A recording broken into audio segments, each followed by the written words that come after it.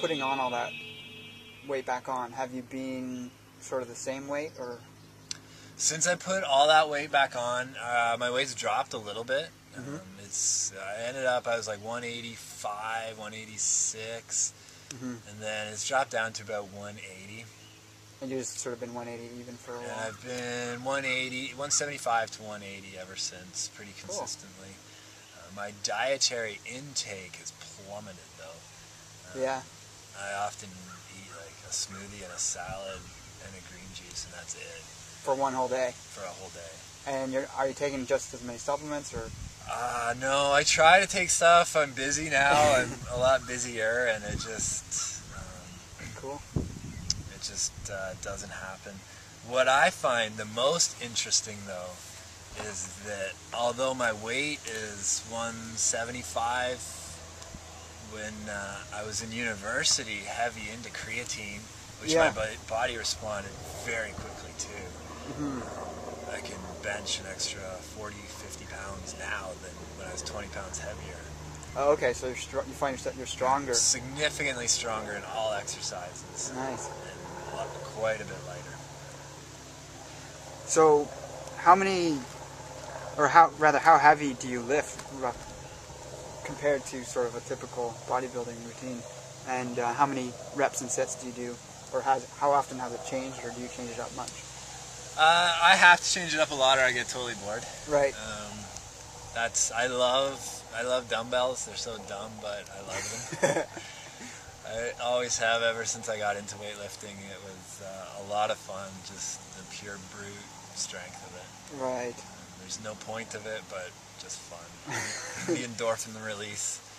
Mm-hmm. Reps and sets, that definitely shifts. Ultimately, to grow, mm-hmm. I stay in the sort of 7 to 10 range of reps and at least 5 sets of an exercise.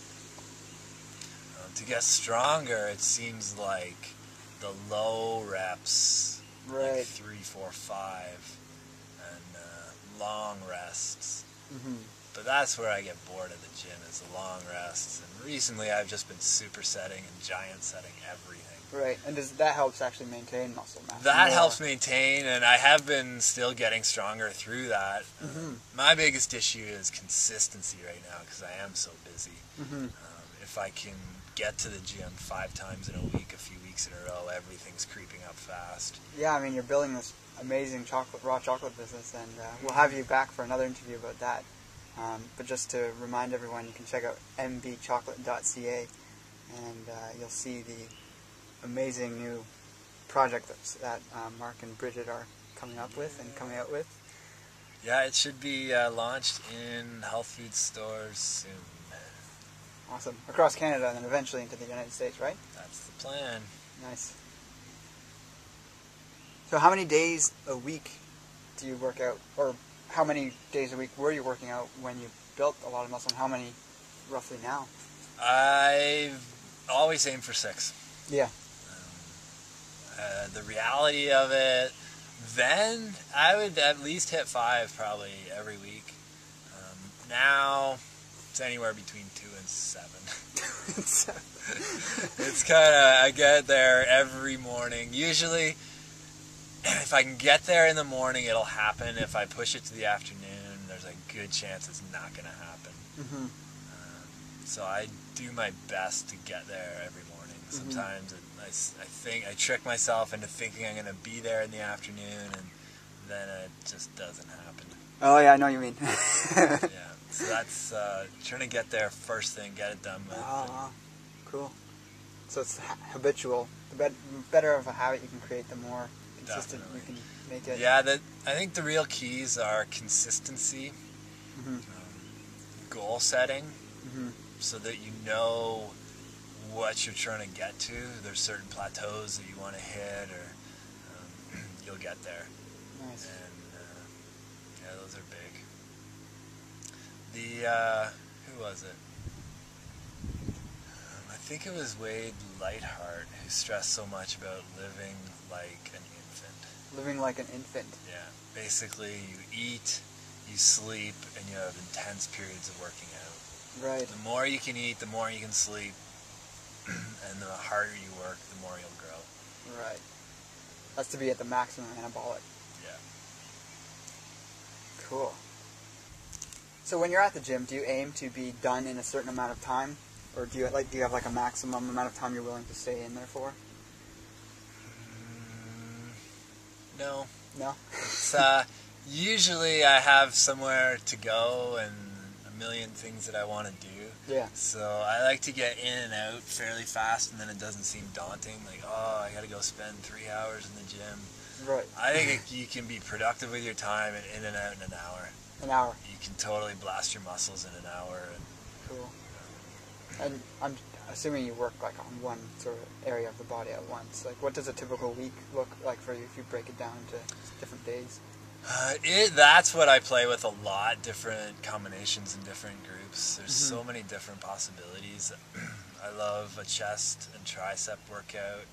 I love chest and bicep. I love chest and arms. I love back and bi, back and tri, back and shoulders. Legs are hard. It's always a struggle. But I try to get every body part in twice a week, with ideally 2 days at least of rest in between. A Monday to Friday style works well if I can't make it on the weekend at all. And then if I can one of those days, that's just the bonus 6th day. Right. Yeah, there's push-pull days, and there's so many fun variations of what one can do. And do you do a lot of other types of exercise, whether it's like yoga or more cardio type workouts? I did a lot of yoga. I haven't done any recently. I did some qigong practice for every day for a couple of years. I haven't done that recently. Living where we do, we're right beside the Bruce Trail, which is so nice to run and bike on. Oh, cool. Living in the city, I thought for the longest time I could only run for like 20 minutes, and then I was bored and tired. And then the first time I ever went for a run on a forest path, like, it was easily an hour. Oh, well, just because of the negative energy ions and the, pure oxygen. Running on the dirt trail, and it was just so beautiful. You just keep going and going and going, and I was in disbelief of how long we were actually gone for. Wow. And since I've learned that, wow, it's easy to run for an hour out here, it's like, it's so beautiful. And so I love to do that. I just got a new badass bike that I'm pretty stoked about. Nice. So cool. I'll spend quite a bit of time doing that too. But that's play, not work. Right. That's just for fun. Yeah, you're not like competing or anything. Yeah, I have no like schedule for that kind of thing. Right. Do you have any main inspirations that have been pivotal in terms of inspiring you to first start bodybuilding and then also continue, and also at this point, and through I know there's a lot of vegan, plant-based diet, even raw bodybuilders out there of different variations. Do you have certain ones that stick out in your mind? No. No. I like the information that Wade has. Right. But in terms of inspiration of like people, no. No? I mean, if anything, it was just like partially a mission to prove to myself, to others, that it's totally possible to be vegan and to look good. There's so many vegan and vegetarian people don't look good, and they like, the diet gets a bad rap because of that. The raw food community gets a lot of interesting people that are looking to heal. And, it's like, I don't even identify as a raw foodist unless I have to. It's just, but it just makes sense to me that we don't need meat, we don't need animal products, and that we can thrive on a plant-based diet. Awesome. Well, thank you very much for this interview, Mark. And again, I encourage people to check out mbchocolate.ca, and I look forward to having you on my video blog again soon. Thanks. All right, we'll have lots to share about the chocolate. Yeah, cool.